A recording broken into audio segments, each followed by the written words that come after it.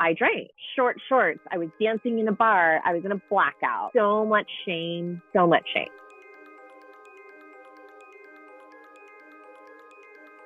Hey, good morning. Hi. Good Hi. morning. The reason why I wanted to have you on today was because I like to share success stories. You've come a really long way in the last 3, 4 months. You want to share a little bit about that? This past year has been one of a lot of changes, a lot of transformations. There was a change of jobs, being newly sober, caring for my dad, and then I experienced an SA. I did have one relapse probably about 5 months into my sobriety, and it was just like one night, didn't end up in a great place. A lot of my memory was gone. I blamed myself a lot of that. We don't want to tell people about when we have an SA or an experience like that because we do know that society loves to slut shame. They love to victim blame. There's a lot of stereotype and stigma that comes with it. I worked in hospitality for 18 years. The easiest job for me to get was in the service industry. And I was like cocktail waitressing. And I was like 18 or 20, had to wear a little mini skirt and just play that game. I just thought it was a normal part of the industry. I had a boss,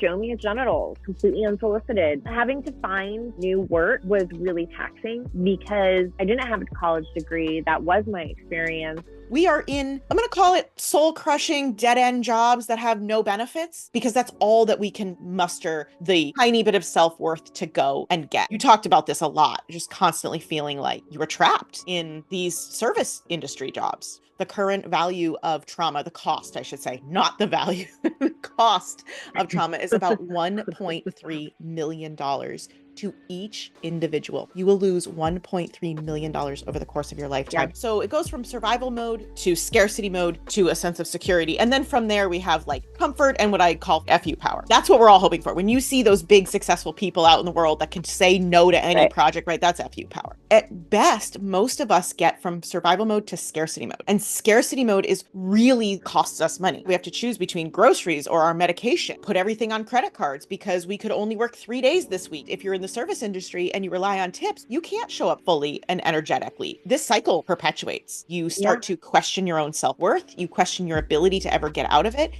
What was it like coming out of and breaking that cycle? I feel like it was a holistic shift. I finally learned how to set boundaries because I saw value in myself. In working with you, I have been able to really get focused about what I'm worth, learning how you are in your body, learning to catch it at a 2 rather than a 9, feeling my body actually feel. Things that were scary weren't scary anymore. I had hope. Do you want to talk to me a little bit about how you knew that starting a business was actually going to be the way out of this? I always had these creative ideas and all that I didn't have the ability to execute because I always kind of thought of things in, I guess, a scarcity mode where I'd be like, well, that was wasted. I wasted years doing that. So no, I was pulling from that. I was pulling from my experience and whittling down to what I really, truly wanted and also one that aligned with my values. So I'm really excited for when your business officially launches. I know you're working on things. You're putting all the puzzle pieces together. If there was anything that you could tell someone right now